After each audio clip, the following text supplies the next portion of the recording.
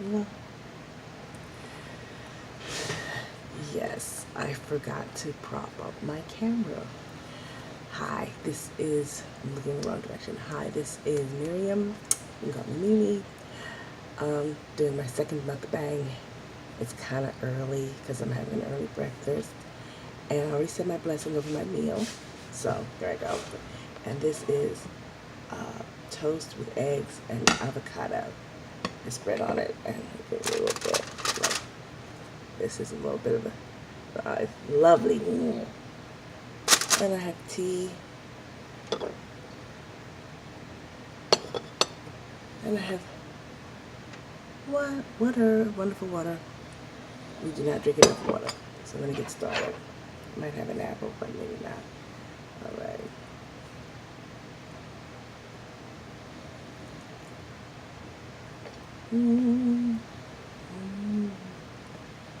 So, what's on my mind? Lots of different things. I'm enjoying myself, doing what I'm doing. I'm trying to be quiet because my husband's sleeping now. And, like when I was making this, I put, like, the temptation is so great to put salt on it, you know, but I'm cutting back on salt because, you know, pressure, blood pressure, not peer pressure. And, but that temptation is so great. It's like, let me put some salt on it, but food is already, a lot of food is already got so much salt in it. Like the bread probably has a lot of salt. And I'm thinking, wait a minute.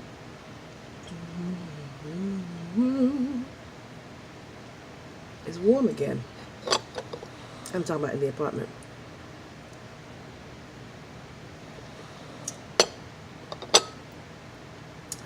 So much prepackaged food has so much salt in it. I mean, it used to be for millennia. People bake their own bread, and so they controlled the portions. But now, you know, everything is, well, most people at is store-bought. And I'm telling you, man, it's just salt.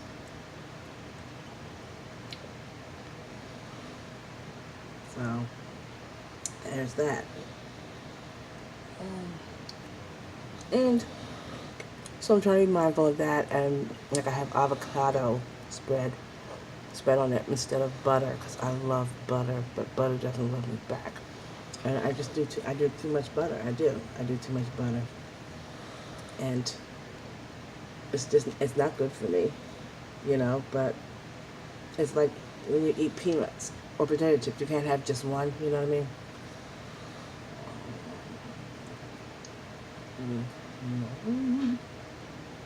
You should not lick your fingers or talk with food in your mouth.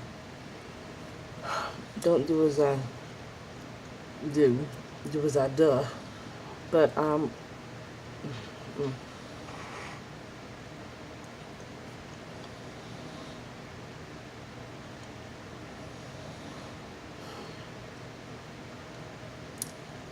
it's really hard, but I feel like it's a life or death situation. I have to cut back on salt. I have to cut back on butter. I have to do it because I'm not going to get healthier if I don't do it, you know. So, it's a struggle, but people have heavier loads to bear than a woman in a wealthy country with a wide selection of food available to her. So, when you look at it that way.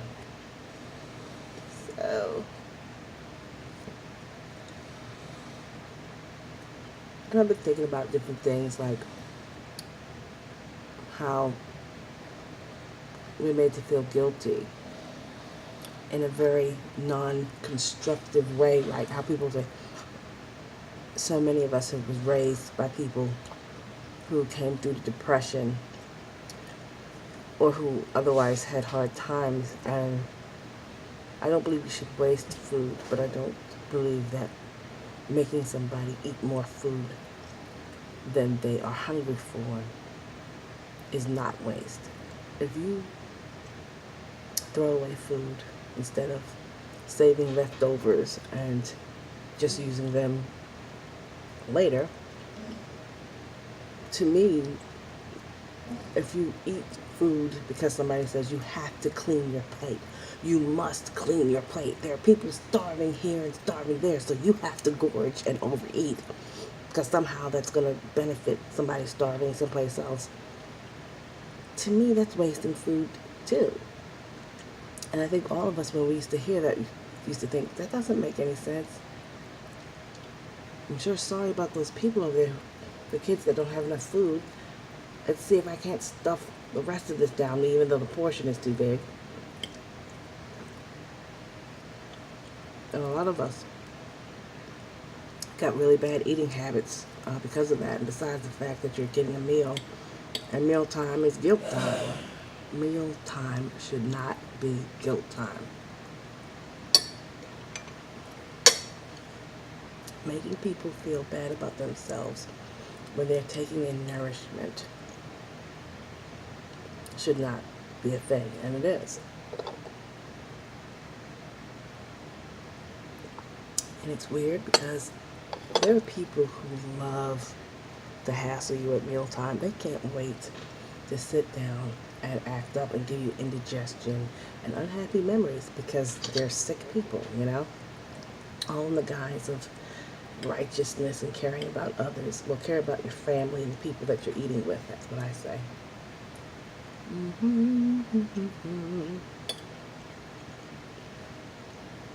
So, also, when somebody always says, eat everything on your plate, you're not moving until you eat everything on your plate, you're keeping a person from being able to learn what their limit is.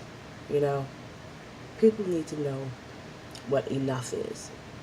You know, people complain, oh, there's so many fat people. The people are so fat. But some of those same people that are complaining about that are doing one of two things. They're doing, like what I was saying, you know, eat everything. You eat I don't want to see a speck back on that plate. People would love, you should be grateful. Stuff yourself until you're uncomfortable. I don't care if your stomach hurts. Eat, eat, eat. Or they're the other type of person who's saying, oh my God, you're just eating so much. Oh, you're going to get, and it's like a little kid who may not even be a plump kid. Oh, you're going to get fat. Oh my, you're so, look how you're just going to be one of those 500-pound women or men, you know. Let people eat in peace. Just let folks eat in peace, you know, especially children. Because when you do either of those things, it prevents the developing, it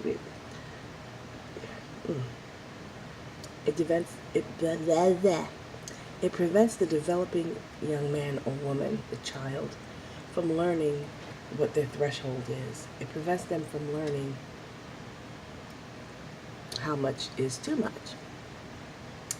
How are they going to know what's too much if you're hassling them about their meal? Let them learn what is enough. It might take a little time, but let them learn. Stop rushing them. Let them chew their food and stop breathing on them. That's what I feel about it.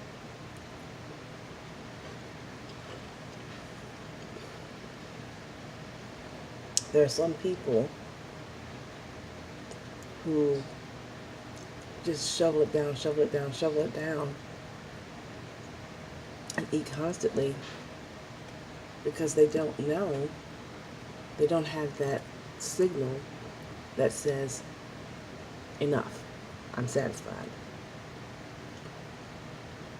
They have become very dull to that.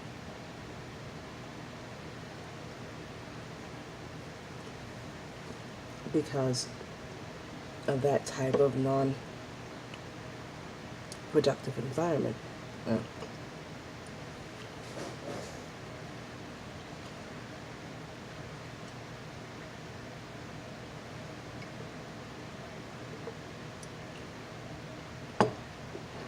so that they actually don't know what hunger pain feels like.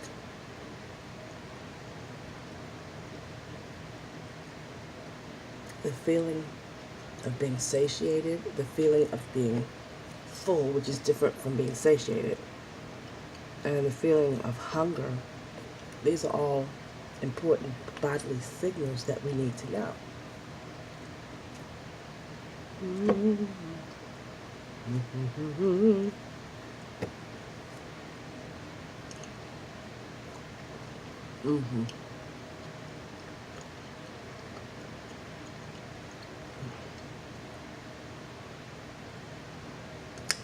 Excuse me. This is really, really good. I'm so glad that I put this avocado instead of butter. Now, it took me a while to get used to it. At first, I thought, but you get used to it and you start to appreciate it, and I'm glad. It's very hard for people to make the change from high fat, high salt, high sugar foods into more healthful alternatives, because usually the healthful alternatives just don't taste as good to us. But sometimes there's an adjustment period, and there has been with me with the avocado. So I recommend you try to switch avocado on your toast instead of butter. Just try it. You might not have to do it all the time. Sometimes you really want to have butter, then go ahead and do it. But this is a good thing, and don't feel guilty if you find that you don't like it and you prefer to have the butter. Julia Childs. Anyway, these are important signals that the body makes to help us to have not too much and not too little, and to run and function properly. But there's so much extra helpings of emotional nonsense that you can get mealtime, and sometimes they don't mean you harm. They're just doing you harm. I remember thinking, when I was being told about the starving children in other places, like, am I, by eating this food, which I don't want because I'm full, and now it's getting physically painful to have to put the food in my mouth, is that somehow going to magically make somebody someplace else feel better that doesn't have enough? No. Now, if it could, then I'd be willing to do it and continue to do it, but it doesn't. So overstuffing a person is a way of wasting food. If a person is being made to eat more than they need, that's still wasting food. Just because it's going in their body does not mean it's not being wasted. That's something to think about. I think my husband's waking up. Honey? I just want you to know I'm recording, sweetheart. What? I'm recording. I'm doing a mukbang. I'm just letting you know, okay? Love you. Mean it. Okay. So now I can talk in a normal voice because my sheepy doll is awake. I had this thing where you could barely, I said, I want you to be able to see my head. I don't want to be like that. Yes, I'm not very sophisticated. So what? So sue me, Have fun with that. There is no money. But I'm doing alright. And talking to food now.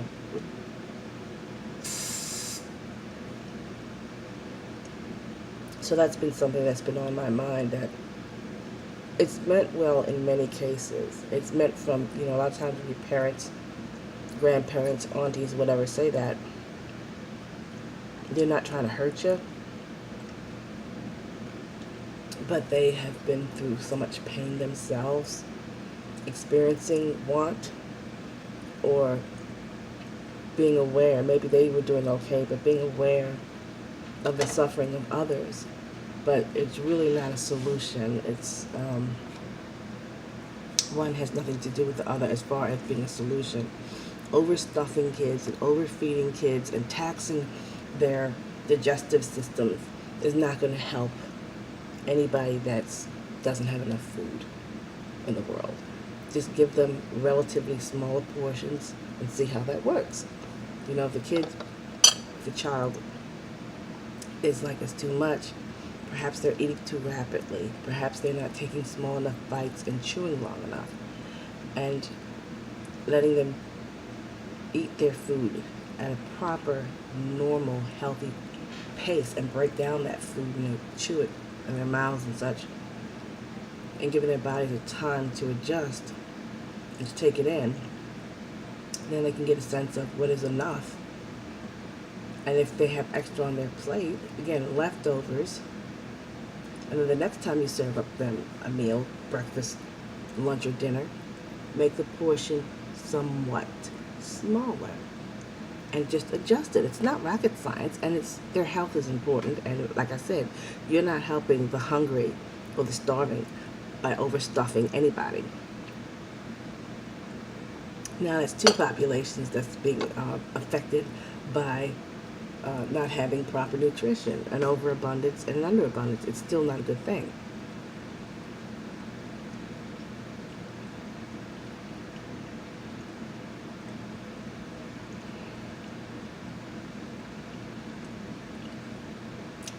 And I bring that up because what happens is, as you grow up, you have that in your mind. Oh, I have to eat it all. I have to eat it all.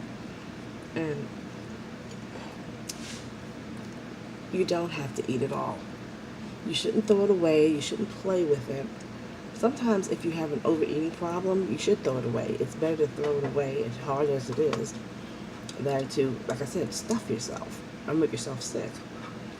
And if you do feel guilty, because I know I've done that and felt guilty, then that helps you to train yourself to get control. So you'll take smaller portions, or you will purchase less of the food that's higher in fat, higher in salt, higher in sugar, or eventually you might stop. Like when I got off soda, and I'm so glad I got off specifically colas, dark colas, because they were very addictive to me, but I would crave them really badly, and the problem was I was just overindulging. And there were times, and I knew I had to stop. And there were times I would buy like a little can of soda, cola, and I'd have to have some. Stop drinking it out of the can, or put it in a glass with ice and drink it, and then have enough that I felt like, okay, I've killed the craving. And then I had still some in the can or whatever, but I said, you know what? Because the thought is, don't waste it, right? This thing that is too sugary, got salt in it, no nutritional value whatsoever, but I don't want to waste it. And I said, no. And I dumped the rest of it down the drain because it was not good for me. There wasn't even any nutrition. It was a craving. It was a different type of thing, and I needed to cut it out. And it felt funny, and it felt weird, but I did it several times, and eventually I just had less and less. And sometimes I would break it up in half. I'd do half, put it in the refrigerator, but then I would just drink whatever that I wanted till I was satisfied or felt that I had put out that little fire. And I just pour it down the drain. And then eventually I could start just turning it down. Oh, do you want some soda? I got some soda. No, thank you, I don't want it. No, I'm not having any. I don't drink it anymore. Excuse me. And then, yeah, I'm done. And it's been, I think, like 2 or more years. I'm sorry, I'm not good at remembering this. I think it's 2 or more years I haven't been drinking it, and I'm so glad. I don't regret it. I don't want to go back. It's bad for your kidneys. It's not good if you're pre-diabetic. It ain't good if you're not pre-diabetic. It's not good for you unless you know somebody, for example, that's having a diabetic type of thing where they need sugar. Then probably soda. I'm not an expert, but I think like soda or a piece of candy or an orange or a juice, that helps too, But anybody else, unless you're really thirsty and there's no other source, what's the purpose of it? You don't need to have soda around you, And I'm saying specifically cola because for me it was addictive, very much so. And it was really hard for me to break that habit, but I did. And I just don't even want to go back. I don't even want to taste it and say, oh, I wonder if it tastes really good. I wonder if I like it. I don't care. I'm done. I wish I had have understood the cumulative effects that it has on your internal organs, particularly your kidneys. If I understood that, I would never give a child soda. I would never raise them with soda. I prefer water, and most of us don't like the taste of our water, but if you boil water, let it cool down, put it in the freezer. If your water is reasonably clean in your community, and you boil it, you just do it where it gets to boil, and you let it cool down, and you put it in your, not freezer, I'm sorry, your refrigerator, then you have wonderful, cold water without that nasty metallic or whatever type taste. It tastes so good. People don't understand that water that doesn't have stuff in it tastes really good. Water is supposed to taste good.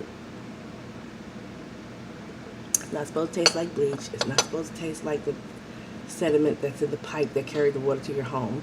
And when you boil it, it makes a difference. And I drink more water because of that. I don't like it out the tap, even though it's still better than soda. But again, you have to like it. You have to want to do it. People drink soda and eat fatty and salty and sugary food because we like it. Because we want to do it. And sometimes because we feel compelled.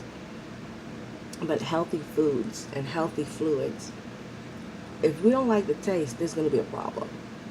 So with water, all you got to do is get to boiling level, let it boil for about a minute or so. Turn off the heat, let it cool down a bit, put it in bottles, put it in the refrigerator, and you will have a regular supply of wonderfully clean, delicious water. Because water that just tastes like water tastes so good, and it quenches your thirst.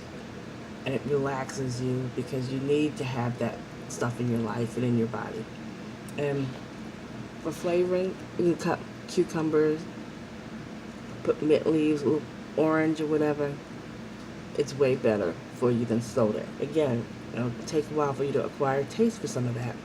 But it's so far above cola, it's not even funny. It doesn't have the sugar, doesn't have the salt.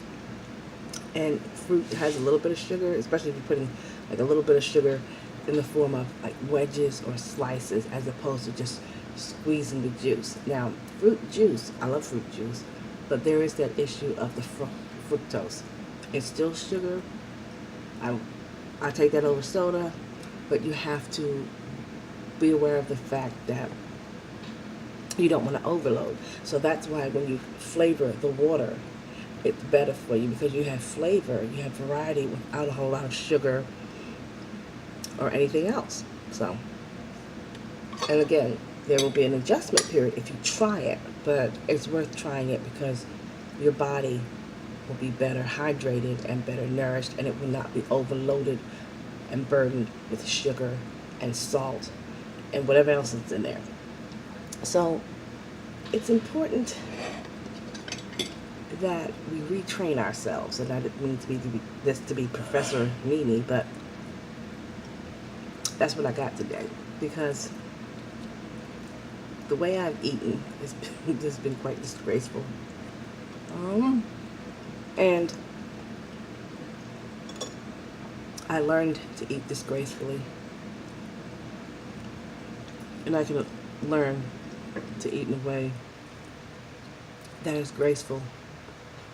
But you know what I mean. I can learn to eat in a way where I enjoy myself, where I feel good, and where I'm helping my body instead of harming it. Because I enjoyed myself eating high fat, high sugar, high salt. I enjoyed it very much, and I'm not even gonna. I enjoyed it, but my body hasn't enjoyed it too much, especially as I've gotten older. So I've always liked healthier foods. The problem was I liked all of that. And I've had to learn to really think about what I'm putting in my body. And I'm telling you right now, I'm going to eat food. And you can see me eat food that I have no business eating. But I'm still going to do it. Sometimes. But I want to eat more food that heals and builds and is positive and not just about the flavor or the buzz. but I will not constrict myself because that's just going to make me want to rebel and go off on the deep end. And I know about that. So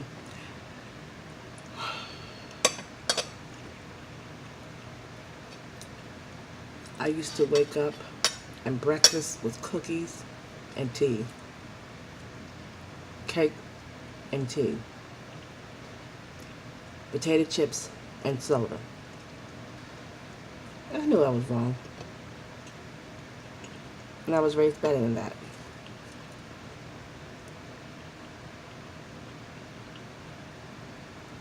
I had to retrain myself.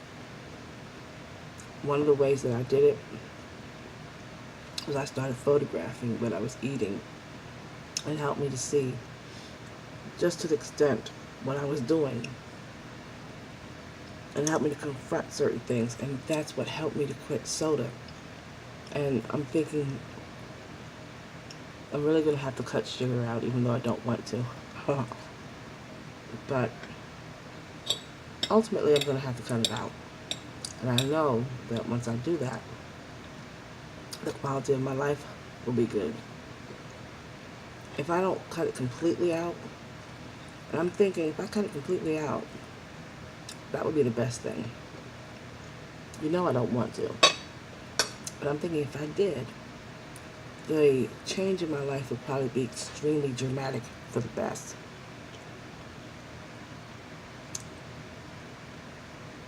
But even if I half it, like cut it in half, and when I say sugar, I'm referring to corn syrup and white processed sugar. I'm not talking about honey or maple or possible other sources or fructose, you know. But I'm talking about there's so much refined sugar in the food that we eat. And I know I overdo it. And that besides what we add to things. And I know that I overdo it even though I've been trimming. It's very difficult, but I'm going to have to do drastic. Excuse me. Oh, I hate that. I really hate that. I don't know why that happens. I really don't, because when I didn't see any dust or anything. There is no dust. I didn't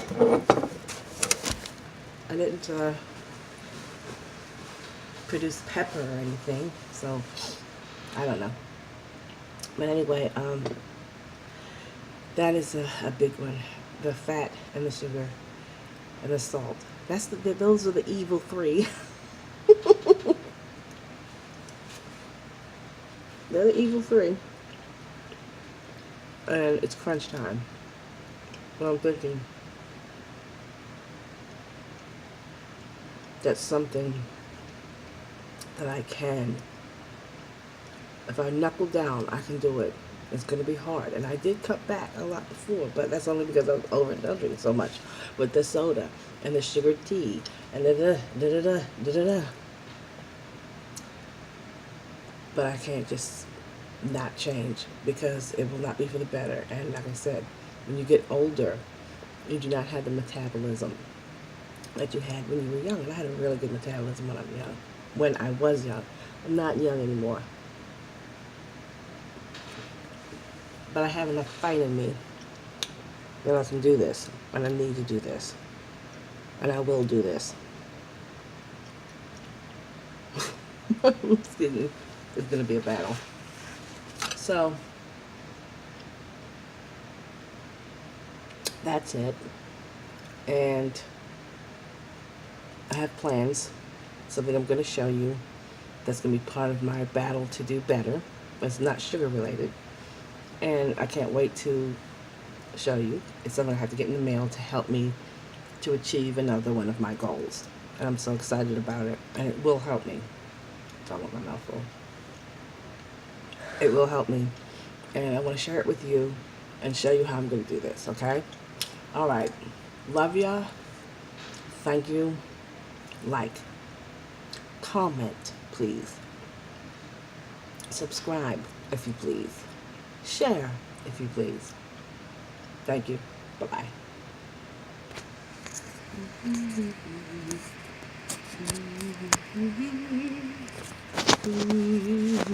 to figure out how to turn this bad boy off. Let it be, let it be. Like Bugs Bunny here.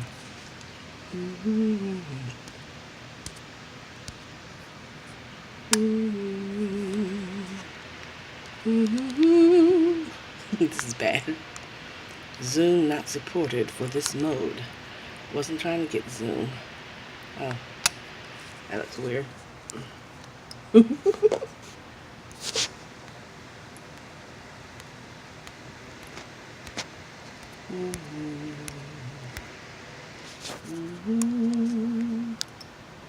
I could talk to you about more stuff.